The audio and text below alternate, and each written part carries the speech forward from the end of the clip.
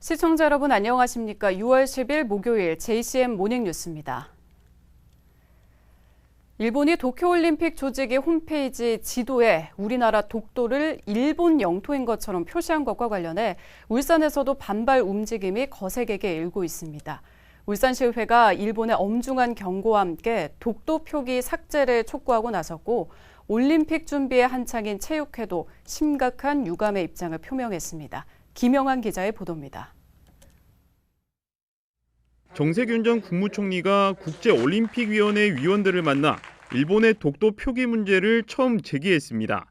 정 전 총리는 일본 정부가 독도를 자신들의 영토인 것처럼 표기해 국민의 분노를 자아내고 있다며 평창올림픽 때 일본과 IOC 요청에 따라 한반도기에 독도를 표기하지 않은 만큼 일본도 같은 입장을 견지하는 것이 최소한의 도리라고 강조했습니다. 이후 민주당 국회의원 132명이 일본 도쿄올림픽 조직위원회를 규탄하는 결의안을 국회에 제출했고 울산에서는 이상원 의원이 동참했습니다.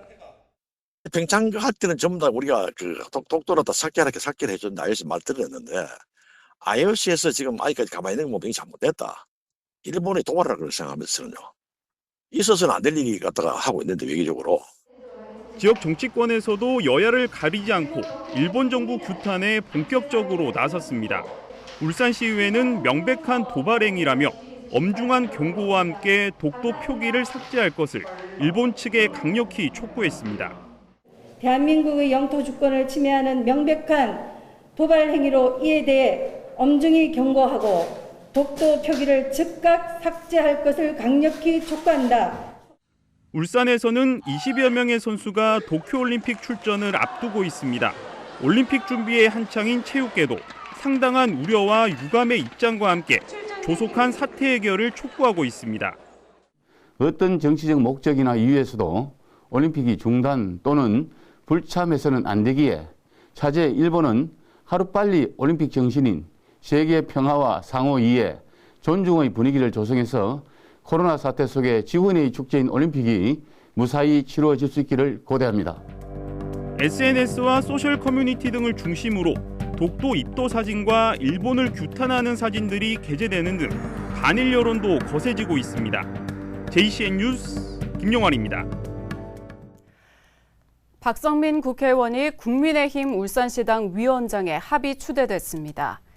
이에 따라 박신임 시당 위원장은 앞으로 1년간 시당을 이끌면서 제20대 대통령 선거와 제8대 전국 동시 지방선거를 진두지휘하게 됩니다. 박 시당 위원장은 대통령 선거와 지방선거에서 승리할 수 있도록 겸허하고 치열하게 준비하겠다고 말했습니다. 이어 낡은 정치와 단호하게 결별해 보수 정치에 대한 울산 시민들의 신뢰를 회복하겠다고 강조했습니다. 부산 기장군 장안읍에 추진 중인 산업 폐기물 매립장을 둘러싸고 울주군이 공식적으로 반대 입장을 밝힌 가운데 울주군과 기장군 주민들이 오늘 공동대책회의를 갖습니다. 울주군은 오늘 오전 온양읍 행정복지센터에서 울주군 온양읍 주민들과 부산 기장군 장안읍 주민 등이 참석하는 산업 폐기물 매립장 반대 대책회의가 열린다고 밝혔습니다. 이 자리에는 이선호 군수도 참석할 예정으로 주민 의견을 청취한 뒤 폐기물 매립장 설치 저지를 위한 대책을 논의할 예정입니다. 진보당 울산시당은 어제 울산시 의회에서 기자회견을 열고 국가산단 인근 주민의 암 발생률 조사 결과 울산이 전국에서 가장 높았다며 울산시의 대책 마련을 촉구했습니다. 진보당은 환경부 산하 국립환경과학원의 조사 결과 울산의 국가산업단지 주변 암 발생률이 가장 높았고 호흡기 질환인 폐암 사망률도 전국에서 가장 높은 것으로 나타났다고 밝혔습니다. 진보당은 울산시는 정부에 국가산단 특별법 제정을 요구하고 주민 피해에 대해 제대로 보상할 수 있도록 특단의 대책을 수립할 것을 촉구했습니다. 췌장암 투병 끝에 세상을 떠난 울산 현대 출신의 고 유상철 감독 추모관이 문수축구 경기장 외곽 펜스에 설치됐습니다. 울산현대축구단은 울산현대축구단 선수 출신이자 국가대표 선수였던 유상철 감독의 향년 50세의 나이로 세상을 떠난 슬픔을 시민과 함께 추모하기 위해 6월 8일부터 20일까지 13일간 추모관을 운영한다고 밝혔습니다. 유상철 감독은 1994년부터 1999년, 또 2002년부터 2006년까지 울산현대 축구단 소속으로 선수 생활을 했고 2002년 한일 월드컵에서 맹활약했으며 2014년부터 2017년까지 울산대학교 축구부 감독을 역임했습니다. 동구 일산해수욕장과 울주군 진화해수욕장 등 울산 지역 해수욕장에 다음 달 1일 일제히 개장합니다. 해수욕장 개장 기간은 오는 8월 31일까지며 코로나19 감염 예방을 위해 방역 전담 인력이 배치됩니다. 특히 관할 지자체들은 올해 해수욕장 이용객이 지난해보다 늘어날 것으로 예상되는 만큼 해수욕장 출입 시 발열 체크는 물론 거리 두기와 마스크 착용 등 방역 수칙 준수를 당부했습니다. 부유식 해상풍력 추진을 두고 연계기업 80개사와 5개 민간 투자사가 참여하는 지역 협의체가 구성됐습니다. 울산 앞바다에 해상풍력 단지를 조성하는 것은 물론 기술 협력을 통해서 세계 시장을 선도한다는 목표입니다. 김동현 기자입니다. 육지에서 수십 킬로미터 떨어진 위치에 조성되는 부유식 해상풍력 단지. 기존에는 거대한 해상풍력 부유체를 육상에서 완성해 바다로 옮겨야 했습니다. 하지만 울산의 한 기업은 반조립 상태의 부유체를 해상으로 옮겨 완성하는 방식을 개발해 특허를 냈습니다. 이 방법이 적용되면 부유체 이송에 들던 막대한 비용과 시간이 획기적으로 줄어들 것으로 기대됩니다. 이처럼 울산에서 추진되는 부유식 해상풍력 단지는 전력 생산은 물론 울산형 기술 개발을 목표로 하고 있습니다. 이를 위해 부울경 80개 관련 기업과 5개 민간 투자사가 모여 지역 협의회를 발족했습니다. 협의회는 앞으로 해상풍력 원천 기술 확보와 한국형 공급체계 구축에 협력할 계획입니다.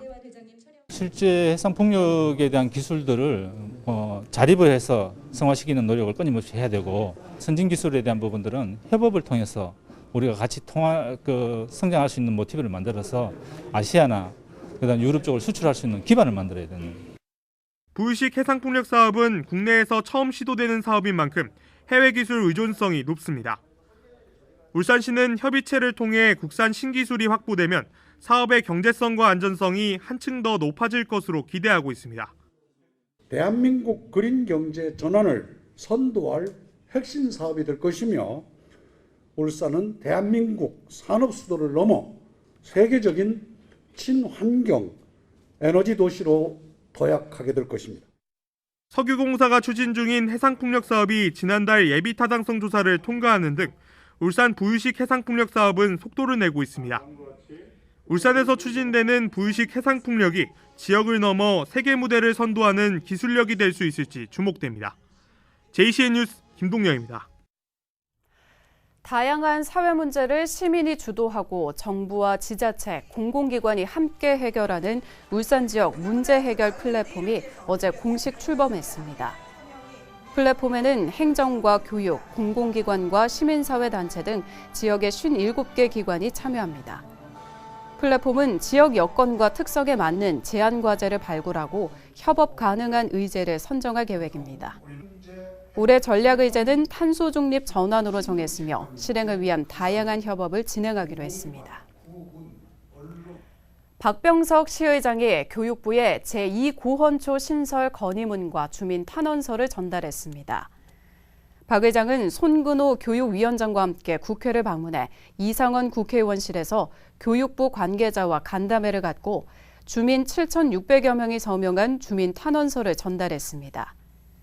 울산시교육청은 7월 중으로 교육부 중앙심사위원회에 북구 송정지구 내 학교 부지의 제2고헌초 신설 재심사를 요청할 계획입니다.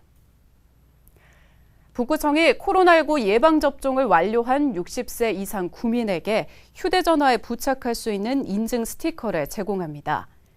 75세 이상 접종 완료자는 오는 14일부터 동행정복지센터에서 배부받을 수 있으며 그 외 접종 대상자는 접종 완료 시 현장에서 수령할 수 있습니다. 다만 북구청은 예방접종 완료 스티커가 격려와 예우 목적이라며 증빙용으로 사용할 수는 없다고 밝혔습니다. 울산시가 여름철 냉방기 사용으로 환기가 어렵고 불특정 다수가 출입하는 유흥시설 등 방역 취약시설에 대해 집중 점검하기로 했습니다. 대상은 영업시간이 완화된 유흥시설과 노래연습장, 실내 체육시설 등 2만 3천여 곳입니다. 점검반은 노래연습장과 목욕장업 관리자와 운영자, 종사자의 2주 1회 PCR 진단검사와 유흥 접객원의 경우 주 1회 PCR 진단검사 여부를 확인합니다. 또 출입자 명부 작성과 시설별 인원 제한 등을 점검하고 방역수칙 위반이 적발될 경우 엄정 조치할 방침입니다. 북구 평생학습관이 어제 정식 개관했습니다. 북구 평생학습관은 북구청 인근에 지하 1층, 지상 4층 규모로 건립됐으며 다목적 강의실과 실습실, 온라인 강좌가 가능한 정보화 교육실 등을 갖췄습니다. 북구청은 평생학습관 개관과 함께 4개 전략, 13개 정책과제를 실현하는 평생교육 특화도시를 선언하고 울산 이노베이션 스쿨을 유치하는 등 지역 평생학습 기반을 마련하고 있습니다. 울산 지역 직업계 고등학교 학생들이 지난 7일부터 전면 등교 수업을 시작했습니다. 코로나19 사태로 지난해 3월부터 원격 수업과 부분 등교 수업을 반복한 지 15개월 만인데요. 특히 3학년 학생들은 코로나19로 생긴 교육 공백 해소와 취업 준비에 안간힘을 쓰고 있습니다. 이현동 기자의 보도입니다. 울산 지역 사회적 거리 두기가 지난 7일부터 기존 2단계에서 1.5단계로 완화되면서 직업계 고등학교가 전면 등교 수업을 시작했습니다. 학습 기회가 부족했던 1, 2학년에게 현장 실습과 취업 역량을 높여주기 위한 조치입니다. 코로나 때문에 학교에 많이 나오지 못해서요. 실습 수업을 많이 못했는데 정상 수업을 하게 되어서 너무 좋아요. 3학년 학생들은 실습 교육에 전념하며 취업 준비에 박차를 가하고 있습니다. 1, 2학년에 비해 상대적으로 등교 수업이 많았지만 취업에 필요한 기술을 완전히 익히는 데는 여전히 시간이 부족합니다. 작년에 코로나가 많이 터져서 실습을 많이 못했는데 나중에 또 만약에 코로나가 터지게 되면 학교를 또 못 나와서 실습을 못할까 봐 좀 많이 걱정이 됩니다. 취업에 대한 걱정도 여전합니다. 코로나19로 경영이 어려워진 업체들이 채용 일정을 미루거나 줄일 것으로 예상되면서 걱정은 더 커지고 있습니다. 제가 취업하려는 게 이제 미용인데 코로나 때문에 그쪽이 많이 어렵다는 얘기를 들어서 취업이 잘 안 될까 봐 걱정이 많이 돼요. 실제 이 학교는 지난해 졸업한 학생 127명 가운데 취업을 한 학생은 24명에 그쳤고 50여 명은 진학을 선택했습니다. 코로나19 여파로 전년도보다 진학을 선택한 학생들이 더 늘었습니다. 코로나19 때문에 수업이 많이 없어진 부분이 있어서 아이들이 그거를 보충하기 위해서 방과 후 수업이라든가 헤어 실습 수업 시간에 수업에 집중하고 있습니다. 지역의 코로나19 확산세가 진정 국면에 접어들고 있지만 불안감은 여전한 상황. 직업계고 학생들은 코로나19로 생긴 교육 공백 해소와 취업 준비에 안간힘을 쓰고 있습니다. JCN 뉴스 이현동입니다.